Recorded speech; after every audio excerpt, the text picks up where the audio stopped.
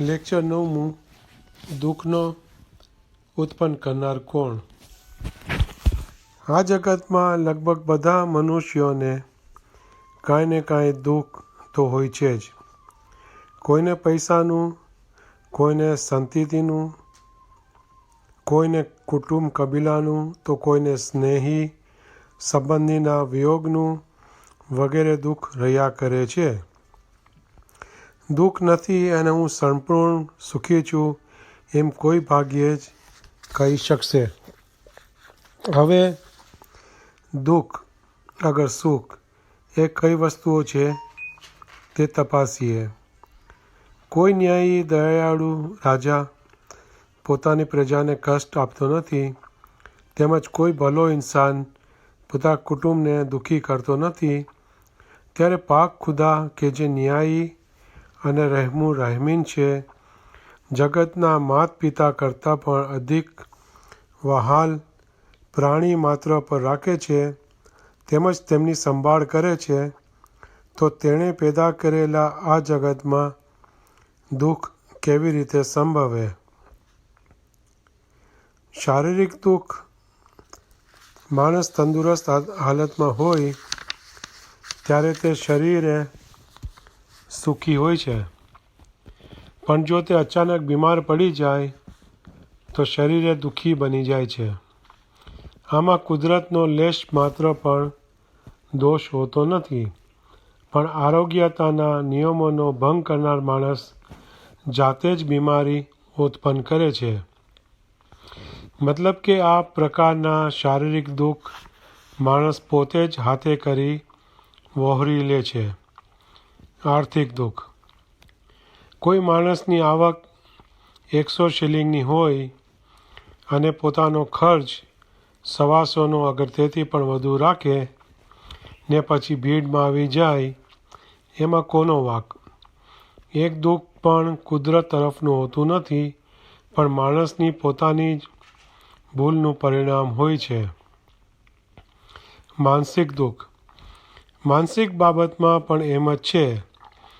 જે માનસિક દુઃખ હોય છે એ દુઃખ મનના જ માની લીધેલા હોય છે. દાખલા તરીકે કોઈ સ્ત્રી સગભરા હોય ત્યારે પતિ પત્ની માત્ર સુખે બેસી વાતો જ કરતા હોય છે, અને બાળકનો જન્મ થતાં તેઓ અત્યંત આનંદમાં આવી જાય છે અને કંઈક જલસા પાર્ટીઓ વગેરે ધામધૂમ કરવા માંડી જાય છે. અને થોડા વખત બાદ ખુદાના ખાસ્તા એ બાળકનું અવસાન થાય ત્યારે માતા પિતા ઉપર જાણે દુઃખના ડુંગર ઢળી પડ્યા હોય એવી તેઓની સ્થિતિ બની જાય છે. બે દિવસો પહેલાં જેની હસ્તી નહીં હતી અને 2 દિવસો પછી પણ જેની હસ્તી રહી નહીં, અને એ જાણે વીજળીના ચમકારાની જેમ દેખાવ આપી અદૃશ્ય થઈ ગયો, તેના માટે આટલી બધી ખુશી અને ગમી. આ ખુશી અને ગમગીની કંઈ કુદરત તરફથી ન હતી, પરંતુ એ બધી મનની જ માની લીધેલી જ હતી. તેવી જ રીતે જે વસ્તુઓની પ્રાપ્તિ થાય છે એ પ્રાપ્તિમાં અજ્ઞાનતાના કારણે માણસ ખૂબ આનંદમાં આવી જાય છે, અને પ્રાપ્ત થયેલી વસ્તુ હાથમાંથી જતાં તેને દુઃખ શોક થાય છે. જીવને જેટલું સમજવું જોઈએ કે પોતે એકલો અટુલો ખાલી હાથે આ જગતમાં અવતર્યો, અને તેવી જ રીતે ખાલી હાથે જ તેને પાછું આ જગતમાંથી જવાનું છે. તેની વચ્ચે જે કંઈ આવે છે અને જાય છે તેમાં આટલો બધો હરખ શોક શા માટે હોવો જોઈએ? તેના માટે જ જગતની ચડતી અગર પડતીમાં સંપૂર્ણ ધીરજ રાખવા ધર્મશાસ્ત્રોમાં ખાસ કહેવામાં આવ્યું છે કે જે એક ખુદાઈ નિયમ છે.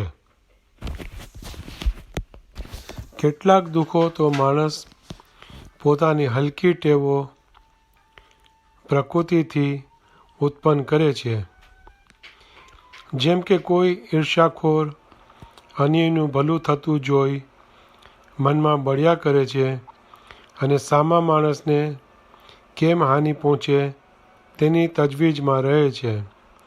ક્રોધી માણસ ક્રોધના આવેશમાં ન કરવાના કાર્યો કરી નાખે છે અને ક્રોધ વર્તુથી પોતાના શરીરને પણ નુકસાન કરે છે. એટલું જ નહીં પણ ક્રોધમાં તે ન બોલવાના શબ્દો બોલી માણસો સાથે નાહકની દુશ્મની ઊભી કરે છે. અતિશય લોભથી પણ દુઃખ ઉપજે છે. લોભ વર્તુથી કોઈના હક પર તરાપ મારવા મન લલચાય છે. લોભ વર્તુથી ધર્મના કાર્યોનો પણ લાભ લઈ શકાતો નથી. લોભી માણસને ખુદા પૈસો આપે છે પણ તે દીન અને દુનિયામાં લાભ મેળવી શકતો નથી.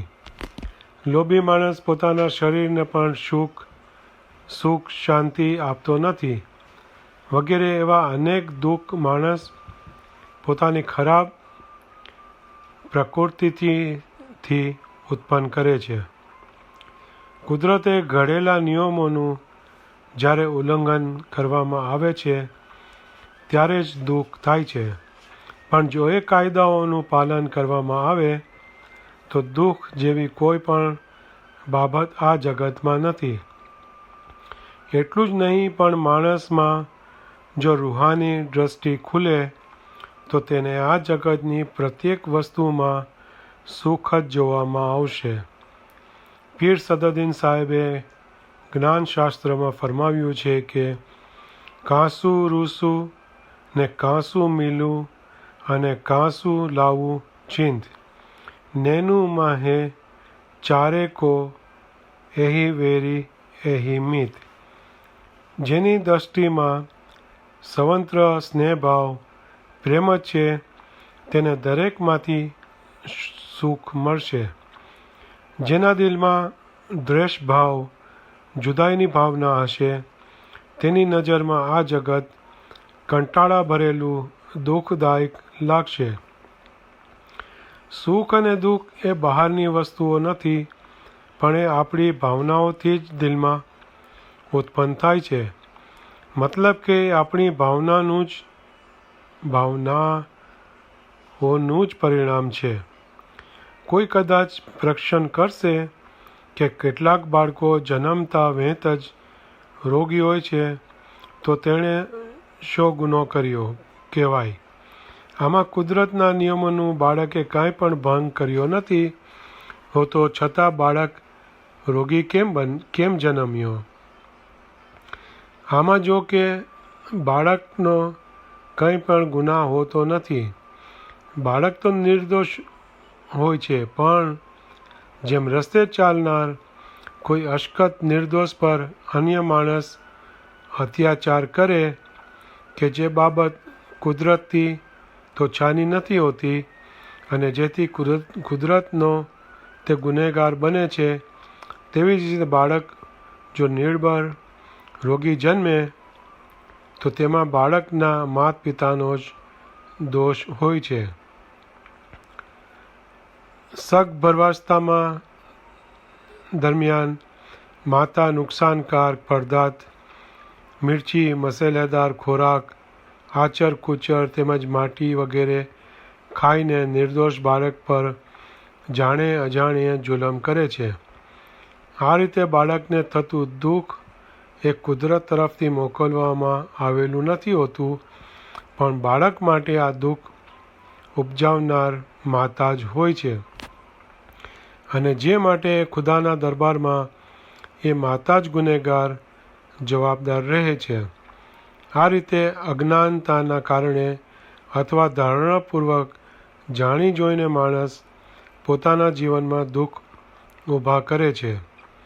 આ જગત એ એક સુખનો બગીચો છે જે સંબંધે હઝરત ઇમામ સુલતાન મોહમ્મદ શાહે સંગોજને સંજોગોને અનુસરોના સંદેશામાં પોતાના ઉદ્ગારો વ્યક્ત કર્યા છે કે અલ્લાહુમ્મા સલ્લલ્લાહુ મોહમ્મદ મુહમ્મદ.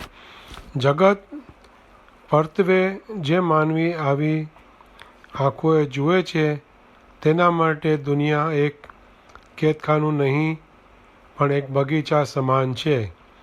એક અજાયબ બગીચો, ખુદાનો બગીચો, પૃથ્વીની અનંત તૃષા छिપાવતી નદીઓ અને સાગરો, મોટી છાવણીના તંબુઓ સમાન ડુંગરો, ઝંડા ફરકાવવા લશ્કર સમા જંગલો, વિશાળ ખુલ્લા